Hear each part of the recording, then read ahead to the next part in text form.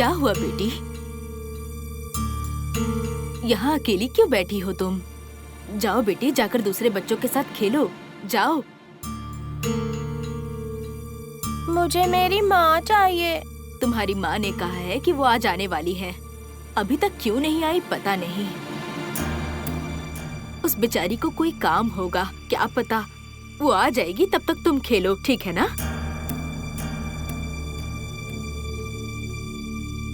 मेरी प्यारी बच्ची है ना?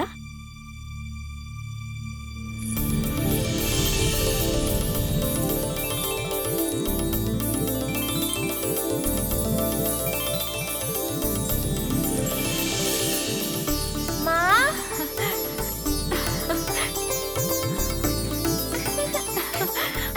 बेटा। माँ, गंगा, मेरी लाडली, माँ, मेरी बच्ची।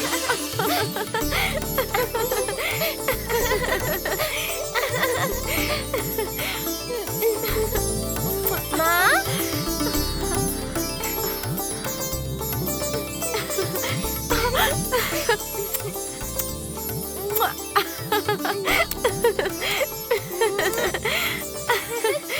मेरी प्यारी बेटी, कैसी हो तुम बेटी? अच्छी हूँ माँ। अच्छी हो ना? तुम अपनी माँ का इंतजार कर रही थी ना? माँ, मुझे अपने साथ लेकर चलिए ना, मुझे यहाँ रहना पसंद नहीं है माँ। ऐसी बातें नहीं करते हैं बेटा। माँ के साथ रहोगी तो फिर पढ़ाई लिखाई नहीं कर पाओगी। अगर यहाँ पर रहोगी तो खूब पढ़ाई करके अपने जिले की कलेक्टर बन जाओगी। रत्ना की बेटी जिले की कलेक्टर बनेगी, मेरा नाम रोशन करेगी ना? हाँ? अब देखो तुम्हारी माँ तुम्हारे लिए क्या क्या लेकर आई है, चलो देखो। गोमती, ये लो दीदी। लाओ, दो, ये देखो।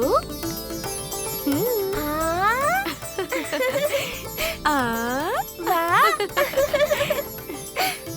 मेरी लाडली बेटी। दूसरे बच्चों के भी माता पिता आए हैं। अभी तक मेरी माँ नहीं आई, ऐसा कह के बच्ची बेचारी बड़ी उदास थी।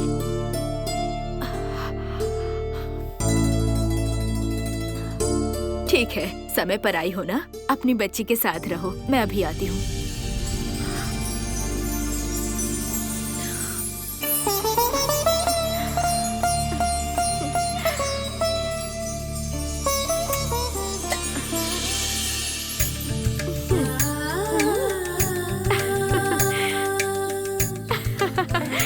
अच्छा लगा ना? ये देखो, ये भी लाई हूँ।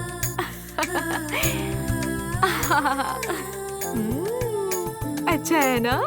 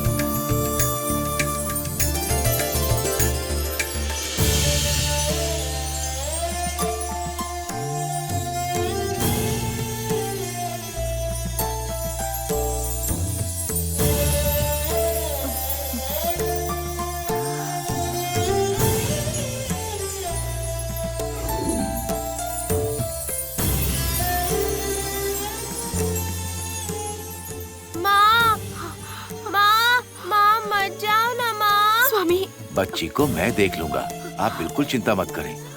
हाँ? चलो दीदी चलते हैं, वो यहाँ सुरक्षित रहेगी।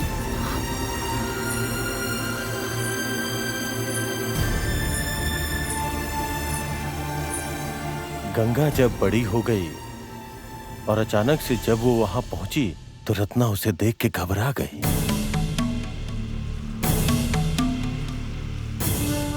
उसे इस बात का डर था कि गंगा को कहीं उसके जीवन की सच्चाई का पता न चले। वैसे उसका भय भी स्वाभाविक था और फिर वही हुआ।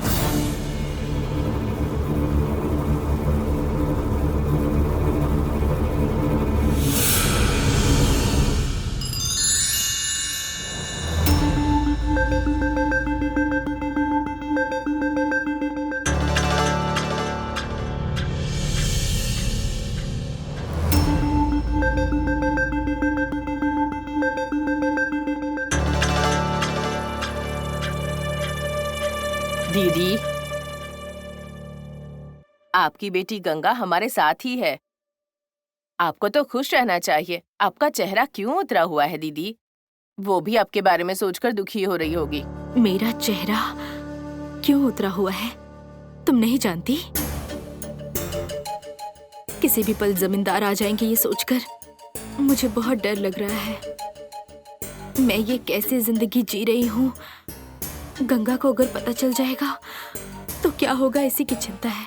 दीदी, बहुत समय से छुपा कर रखा है तुमने, अब और उससे कैसे छुपाओगी तुम ये बात?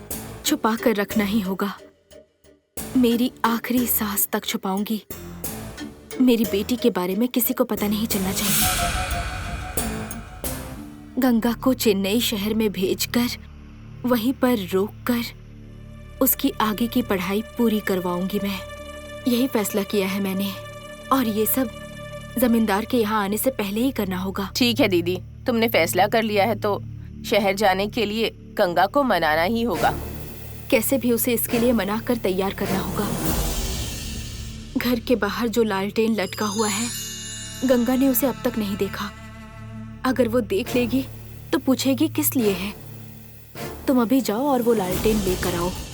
दीदी, तुम्हारी पहचान दासी से ज्यादा कुछ नहीं। अगर उस लालटेन बत्ती को वहाँ से हटा दिया तो जमींदार साहब हमसे बहुत नाराज हो जाएंगे दीदी। अगर वैसा कुछ होगा तो भी परवाह नहीं। तुम्हें जो पहले कहा है वो करो। दीदी, जमींदार साहब का ही आना बंद कर दिया तो हमारी रोजी रोटी का क्या होगा दीदी?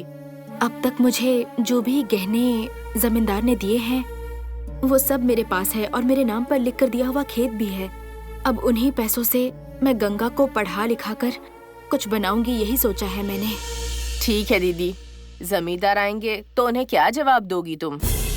कुछ भी कह के बात को संभालना पड़ेगा। उन्हें आने दो, देखती हूँ। पहले तुम जाकर वो लालटेन बत्ती यहाँ लेकर आओ। ठीक है दीदी।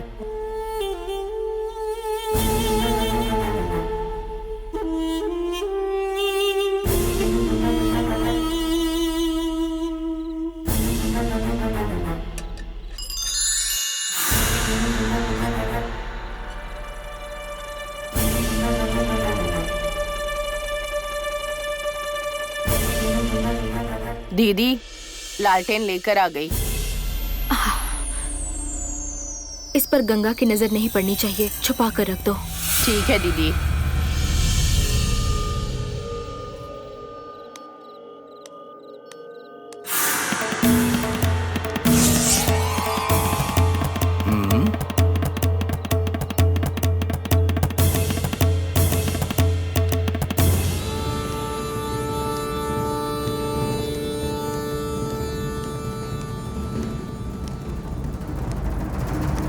रत्ना, रत्ना, मालिक की आवाज आ रही है। हे माता ललिता अंबिके, अब आप ही मेरी मदद कीजिए। रत्ना,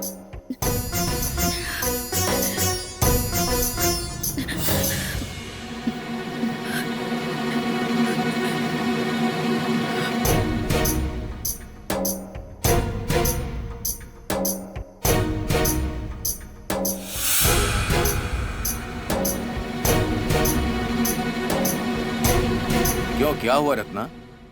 दहलीज पर वो लालटेन बत्ती नहीं दिख रही? क्या हुआ, अचानक सोच में क्यों पड़ गई? इतने वर्षों के बाद तुम दासी हो ये बताने में शर्म आ रही है। अच्छा, अचानक मैं आ गया ये पता होने के बाद भी तुम दहलीज पर आकर मेरा स्वागत करती थी, तो अब क्या हो गया? मैं घर के अंदर आ गया उसके बाद भी तुम्हारे चेहरे पर खुशी नहीं देख रहा हूँ। क्या हो गया बताओ। मालिक, मुझे माफ कर दीजिए, मेरी तबीयत अभी ठीक नहीं है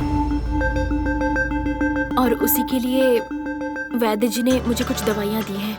तब तक के लिए मुझे विश्राम करने के लिए ही कहा है। आपकी सेवा करने की हालत में अभी मैं नहीं हूँ। उसके लिए 1 महीना लगेगा। 1 महीना? मैं इस घर में ना आऊँ ऐसा कह रही हो तुम? मालिक, आप मुझे गलत मत समझिए। तुम्हें देखकर तुम्हारे शरीर में कुछ हुआ ऐसा नहीं लग रहा। इतने समय से तुम में कोई कमी है ऐसी बात क्यों कर रही हो? अगर तुम ऐसा कह रही हो तो इसके पीछे जरूर कोई कारण है। क्या है वो? हाँ? क्यों रत्ना? जमींदारी में सबसे बड़ा आदमी मैं हूँ। अगर कोई तुम्हें मुझसे भी बड़ा आदमी मिल गया तो बताओ। मालिक, आपको ऐसी बातें नहीं करनी चाहिए। इस घर की दहलीज पर किसी और मर्द ने कभी कदम नहीं रखा और न ही कभी कदम रखेगा। मैं आपकी पत्नी नहीं हूँ, आपने मुझे मंगलसूत्र नहीं पहनाया, फिर भी मैं हमेशा आपकी पत्नी रहूंगी। बस हो गया। पत्नी के जैसा व्यवहार तुम मत करो। एक दासी का लक्षण क्या होता है वो मुझे पता नहीं है क्या?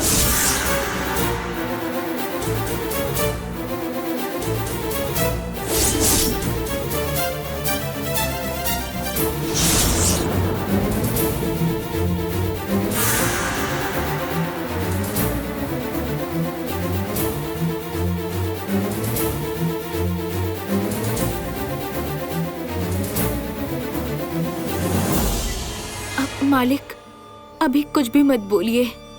मेरी तबीयत ठीक हो जाने के बाद मैं आपको खुद बुलावा भेजूंगी। अभी के लिए आप बाहर जाने को कह रही हो क्या? जहाँ तुम रह रही हो मेरा घर है, मैंने तुम्हें दिया है। खेतों को तेरे नाम पर लिख दिया है। क्या नहीं दिया है तुम्हें? सोना हीरा सब तुम्हें भर भर कर दिया है।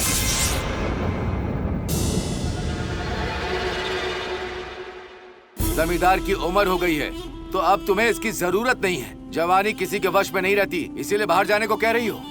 मेरे दिए हुए घर से मुझे जाने को कह रही हो, ऐसा ही है ना?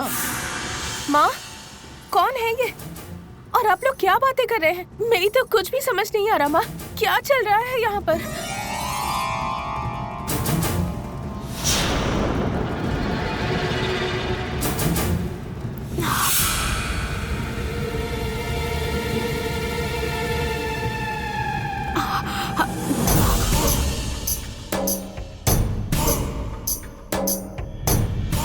गंगा, तू अंदर जा। यहाँ सब कुछ ठीक हो जाने के बाद मैं तुझे सब बताती हूँ। रत्ना, कौन है ये लड़की जो तुम्हें माँ कहकर बुला रही है? क्या हुआ माँ? मैं आपकी बेटी हूँ, या आप इनसे कह के नहीं देती? तो फिर ये तुम्हारी बेटी है? ये मुझसे पैदा हुई है क्या? ये बात मुझसे क्यों छुपा रही हो? बोलो रत्ना, किससे पैदा हुई है लड़की? तुम्हारी इतनी बड़ी बेटी है, ये बात तुमने मुझसे छिपाई? मतलब इतने दिनों से तुमने बीवी का रूप बनाकर मुझे बेवकूफ बनाया, ऐसे ही है ना?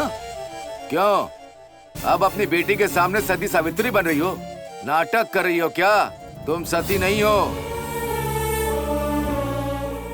ये मत भूलो कि तुम एक वेश्या हो रत्ना। मालिक, मुझे समझे बिना मेरे साथ ऐसी बातें मत कीजिए। सच बताया तो सह नहीं पा रही हो। यहाँ पर मेरी वजह से ही रह पा रही हो। क्यों? मैंने जो भी दिया उससे तुमने अपनी बेटी को पाला है, लेकिन आज इस घर की तरफ मुझे नहीं आना है, ऐसा कह रही हो? देखो रत्ना, मैं यहाँ से चला जाऊँ ये कहना तुम्हारा हक नहीं है। मेरे बारे में तुम अच्छे से जानती हो। अगर मैं चाहूँ तो तुम यहाँ कभी नहीं रह सकती। मालिक, आपको जो करना है आप वो कर लीजिए, लेकिन कृपया करके आप ऐसी जहर जैसी बातें मत कीजिए मेरे सामने। मेहरबानी करके आप यहाँ से पहले चले जाइए मालिक। एक दासी? नहीं नहीं, तुम एक वेश्या की तरह ही हो।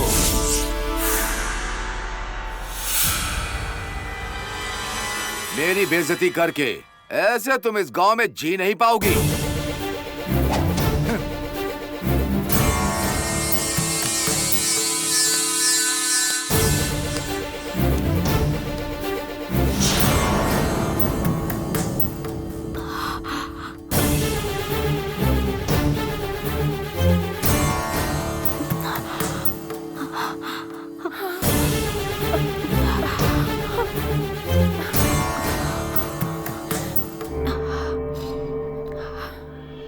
गंगा,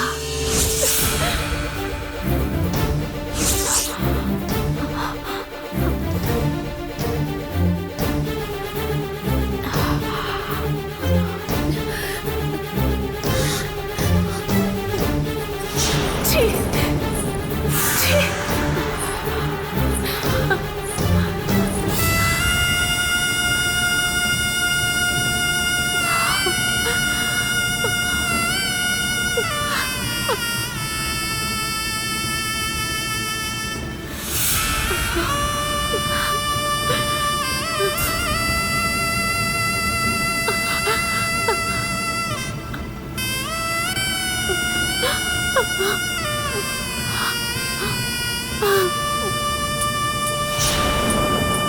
गंगा,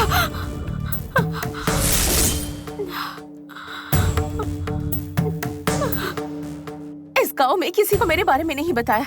इतने साल मुझे खुद से दूर रखा, बचपन से लेकर अब तक शहर में पढ़ाने का कारण मेरी अब समझ में आ रहा है। मुझे मेरे पिताजी को देखना है, वो कहाँ है। जब ये मैंने पूछा तो वो बर्मा में है, मलेशिया में है। ये सब कहने का कारण मुझे आज समझ में आया। इतने सालों बाद आपकी सारी सच्चाई जानने के बाद अब घिन आ रही है मुझे।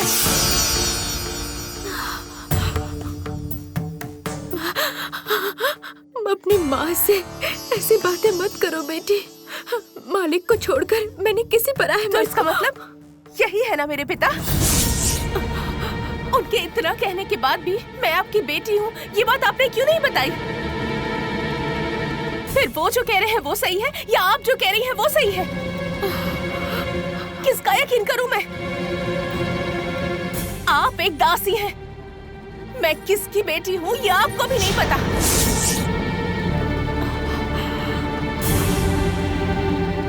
आपकी बेटी के रूप में पैदा हुई इसलिए मुझे खुद से नफरत हो रही है।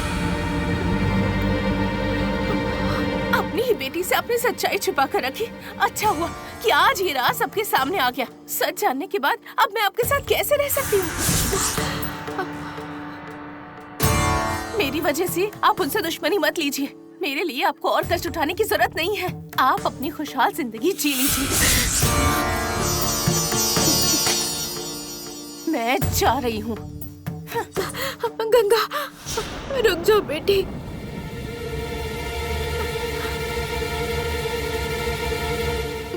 मैं अभी आती हूँ। अपनी माँ को गलत मत समझो बेटी।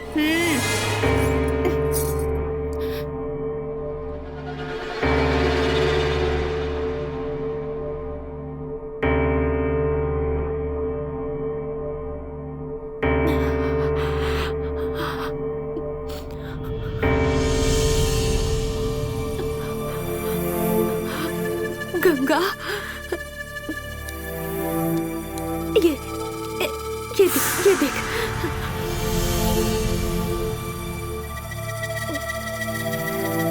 ये ले, ये सब तेरे लिए है। तेरी माँ एक दासी बनकर जी रही है। तुझे ये बात पता नहीं चलनी चाहिए। बस यही चाहती थी मैं। तेरी जिंदगी मेरे जैसी ना हो, ये चाहती थी। लेकिन किस्मत को जो मंजूर होता है वही होता है। देखो, मैंने जो चाहा उसका उल्टा हो गया।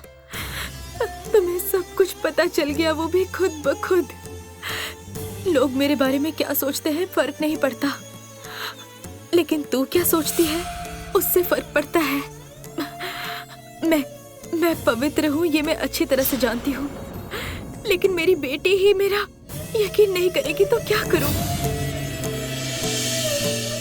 सीता अग्नि में नहीं जली, लेकिन मैं भी नहीं जलूंगी ऐसा हो सकता है क्या? ये तो कलयुग है ना। कहीं अगर मैं जल गई तो मैं तो पवित्र नहीं हूँ, है ना? लोग ऐसी बातें करेंगे। खैर मेरा छोड़ो, मैं कहीं पर भी रहूं लेकिन तेरी जिंदगी अच्छी हो।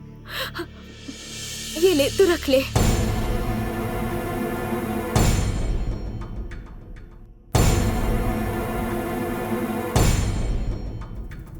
एक दासी की बेटी बनकर पैदा हुई हूँ ना, इस बात से घिन आती है। आपकी दौलत से मैं पली बड़ी, ये बात सोचकर मुझे खुद से नफरत हो गई है।